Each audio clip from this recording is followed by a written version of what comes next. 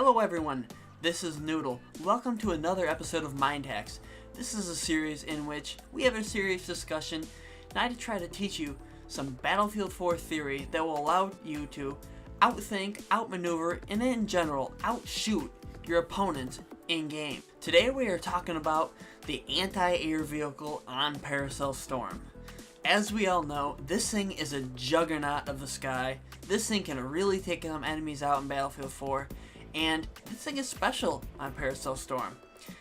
This is the only land-based vehicle that doesn't float in water on the map. And it can give a huge advantage to your team if the right player is in it. And of course, that is all of you. All the Noodle Gaming subscribers, you are the right player, and you especially will be after watching this video.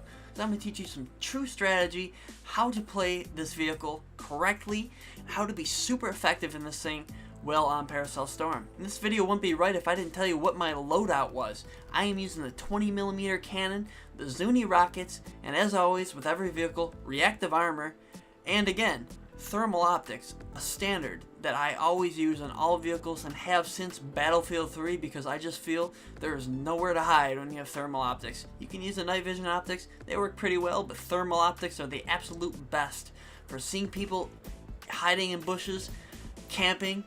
There is nowhere you can run and hide when you have the thermal optics and everything is black and white.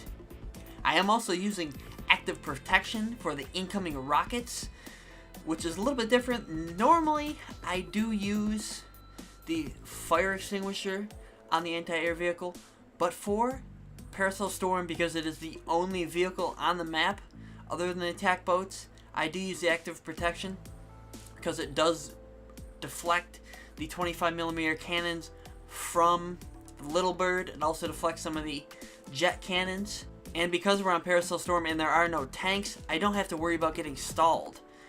On normal maps, when there's tanks and you get hit by a shell, you get that kind of stuck in place, you're not able to move, so I use the fire extinguisher so I can pop that fire extinguisher and get the heck out of there and get away from that tank or vehicle that's shooting at me.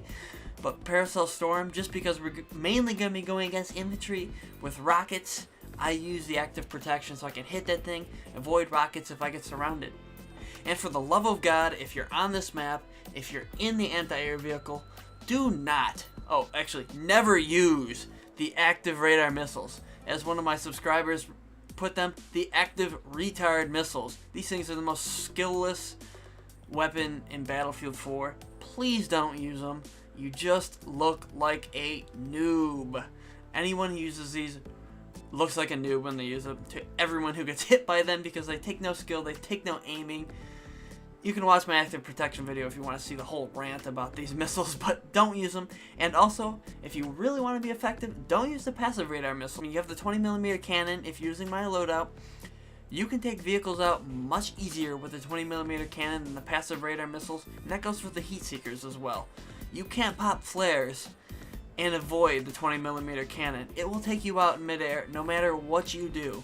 Okay, let's take a look at how to play with the anti-air vehicle. How to go against infantry in-game on Paracel Storm with this vehicle. I always say play with balls of steel and run like crazy when you see enemy vehicles because the AA is weak. But on Paracel Storm, you really don't have that problem. You can really jump right in the fray of things. Use your Zuni Rockets to destroy enemies hiding. You can use the splash damage, which is huge on the Zuni Rockets, to get those campers who are on top of the buildings in the middle of the map laying prone. Because a lot of guys, if you're shooting at them with the 20mm cannon while they're in a building, they'll just go prone because they know you can't hit them if they're prone. You surprise them with the Zuni Rockets and boom, they're dead within a couple rockets and you're moving on. They are the best thing on the air vehicle for anti-personnel destruction. And on a second note, if you're into Little Bird, and I see guys make this mistake all the time, do not try to be that hero and get all up in the AA's face and try to take him out. Because it doesn't matter who's in that AA, he's going to turn, look at you, and in 3 seconds you're going to be at the spawn screen because you're going to be dead. This AA is pretty powerful. And when I'm in a Little Bird on Paracel Storm, I see the AAs in the other team's hands, I keep low, I hide behind those rocks, and I try to stay out of that thing's view because you're gonna get destroyed pretty much every time. The Little Bird doesn't do a whole lot of damage to the AA, even when you're using the laser-guided missiles. And while this is the only ground-based land vehicle, you're not the only land vehicle on the map. You do have a whole bunch of attack boats running around, and those things are more powerful than you. The TV missile does 40 damage to the AA, and every attack boat gets 2 of them loaded up, which fire pretty darn quickly. So unless you know that that boat is damaged, I avoid taking them on. I prefer to use the AA as an anti-infantry vehicle. If you're taking on a boat, don't do it alone. Feel free to jump into a boat war if you see your teammate who's also in a boat, or you see a couple guys with some RPGs taking some pot shots at that boat and actually hitting him. But if you're alone, just try to stay out of that boat's view. But if you do see another teammate taking on that boat in a boat and he's down, take him on, because the focus will normally be off of you. The other boat will normally be focusing on your teammate who's also in an attack boat. So that gives you an opportunity to use those Zuni Rockets. And if you need help firing the Zuni Rockets at longer distances, I did make a video about how to use those rockets at extreme distances, and I'll put a link there. And you can also use the 20mm cannons while the Zunis are loading.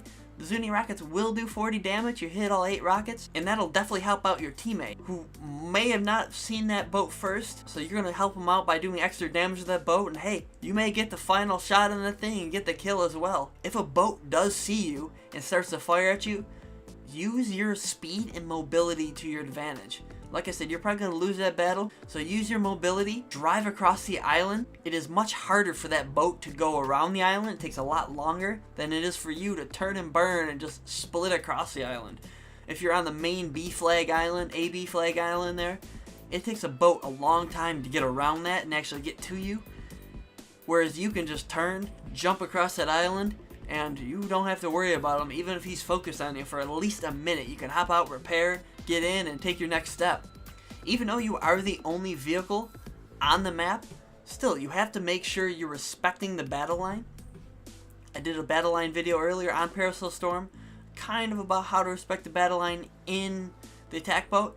It is a little bit different in the AA because you are so mobile. You are the most powerful ground vehicle on the map. You can get yourself pretty deep in the thick of things, but you do still have to be careful. You do still have to kind of stay off just a little bit, because while you are the most powerful vehicle on the map, the AA is the weakest armored vehicle in Battlefield 4, ranks below the LAV and the tank. So a couple rockets can still get you damaged down to the point where if you're not able to get out of there, you're going to lose that battle, and that infantry that surrounded you is going to kill you. But if you're smart with this thing, you can seriously change how the other team plays. I will admit from personal experience, I've been in a Little Bird where my team's controlled B and my team's controlled the anti-air vehicle. Then all of a sudden, B's flipped, anti-air vehicle goes the other team. And I will admit, I will go from having a crazy 20 kill streak from the Little Bird to playing like a chicken, because that AA is powerful. It changes the way the whole map plays. If you're in the jets, you can't rely on those nice strafe runs with the 30mm cannons at your attack jets anymore, because you know that AA is lurking down there. If you didn't spot him, you don't know where he is, he might take you out on that next strafe run. So you change the whole flow of the game if you have the anti-air vehicle in your control. I hope you like this video. I hope the next time you're playing on Paracel Storm, when you start the round, you hop on a jet ski, race to B, and get the anti-air vehicle. You will be helping your team immensely. If you did like this video, I'd invite you all to subscribe to my channel.